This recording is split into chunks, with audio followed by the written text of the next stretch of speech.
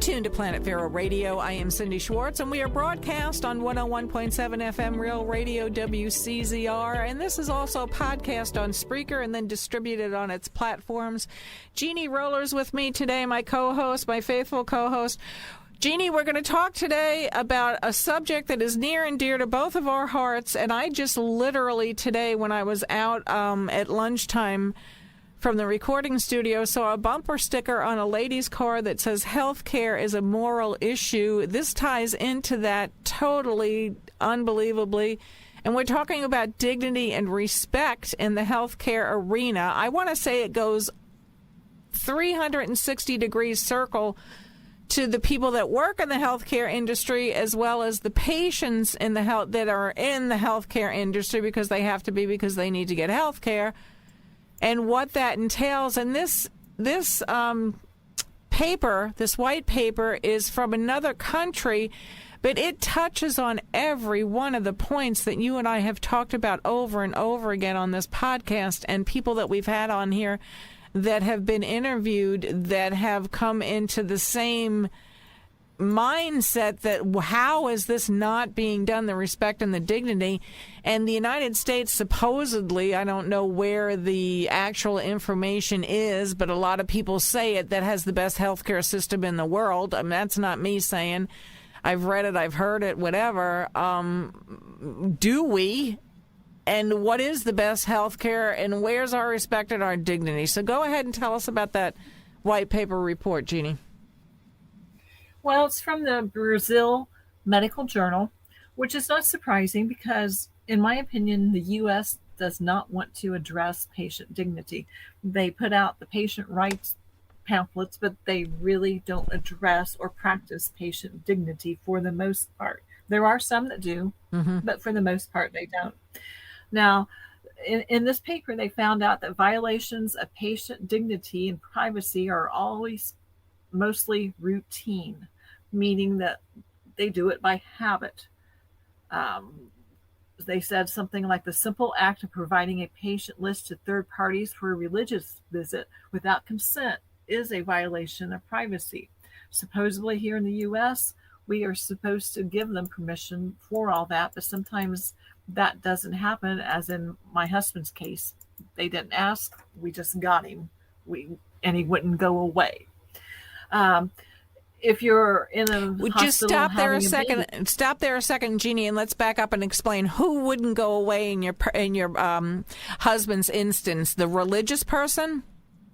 The religious person, I asked him to go away, and he would not go. So He you're said it was saying, his job. okay, you're saying that in this instance, in the Brazil paper, it's talking about how this is all asked of the patient beforehand when they go into any procedure. Yes. Okay. Go ahead. Right, and it's supposed to be here in the U.S. Okay, they are supposed to ask, and they do not always. Okay, and if you're a lady having a baby in the hospital, you know, from having a baby, that you are going to be exposed.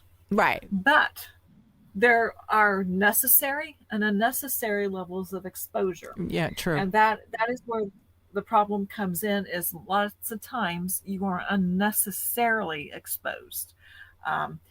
Say if you go to a teaching hospital, you may have lots of people in there watching because they're learning, and they may or may not have gotten your permission to do that. But in conclusion, this study came out with some findings, and it says actions to promote dignity should include providing information correctly and clearly about procedures and treatments, serving with politeness and kindness of gestures and comments that might be perceived as disrespectful, putting aside prejudices because you're there to serve to the best of your ability, and professional ethics, taking as much time as necessary, adhering to confidentiality when sharing information with team members, listening to complaints, trying to resolve them, responding to timely calls, using patient complaints made as a way to improve the hospital routine, promoting improvements in the quality of the environment, which includes the lights and the noise and the cleaning, allowing pregnant women to have companions, avoid yelling at patients or using physical touch as a form of reprimand, avoiding unnecessary exposure of the patient's body, avoiding intimate examination by various professionals, especially in teaching hospitals, obtaining care for diagnostic and therapeutic procedures, informing patients about the drugs that will be applied, name and what they are used for, introducing oneself to the patient, asking if the patient wants to receive visits and from whom, asking who the patient would like to share information with, calling the patient by his or her name, and asking permission to use a first name, demonstrating knowledge, showing security and professional skills, and using setbacks as opportunities for your own and your team's learning. So these are very important things that are great in theory, but Cindy, how often do we see these practiced in reality in hospitals that we both have been acquainted with? Well, you know what? First of all, this paper was written by a doctor. Right. Correct. Well, what's the doctor's name, Jeannie? It was Dr. Pedro Dutra. Okay. Dr. Pedro Dutra, Dutra, and he's in Brazil. That's where the paper originated, correct? Mm-hmm. Okay. So what I'm thinking about all along, and this is going to sound terrible, and it's just, in my opinion. So they have the paperwork here signed. In my own instances, many, many, many, many times, the paperwork signed that a lot of this stuff is stated in that. Well, now that the paper's signed, that's it. It's done. There is no follow-through. There's no responsibility that I've seen in a lot of instances, personally have seen in my instances of medical care in the last 10 years. That's all gone by the wayside.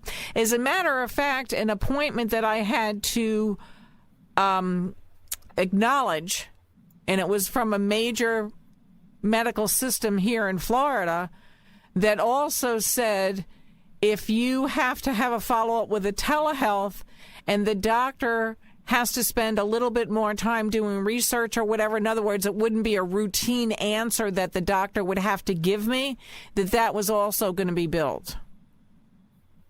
So if the doctor had to look something up quick on the computer or look, whatever, medical journal, however they're going to get the information, that's all billable hours.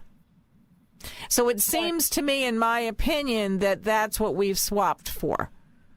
We've swapped for dignity and respect for these huge corporations, like I said, my opinion, huge corporations that are forcing people, the patient side, the doctor side, the nurse's side, everybody's side, into billable hours and how much can we make out of this. And so why then, if we've broken the fourth wall, per se, that a lot of these things that have happened to patients that we've had on this podcast, why aren't rules and laws then so formulated for a big business atmosphere, which this seems to be now, and not per se just dignity and respect healthcare arena? My opinion. I've seen it over and over.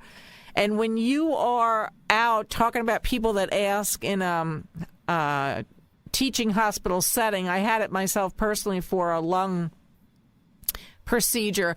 I was literally drugged up fairly well when the student came in and asked if it was okay. I have really no clue what they said, in all honesty. I mean, that should have all been asked before I ever got on the table. But that's how they do it. They just run in quick. Oh, is it okay if Dr. So-and-so or, intern so-and-so observes? Nothing was ever asked before that. So that's how, in my opinion, that it's been done in my experience. So, Jeannie, it's a good topic. Another point they make is that the medical professionals should be aware that each patient has different background. Mm-hmm. They may be of a different culture. They may have a different belief system. On that note, I'm going to say you've been listening to Planet Vero Radio, and I totally agree with you, Jeannie.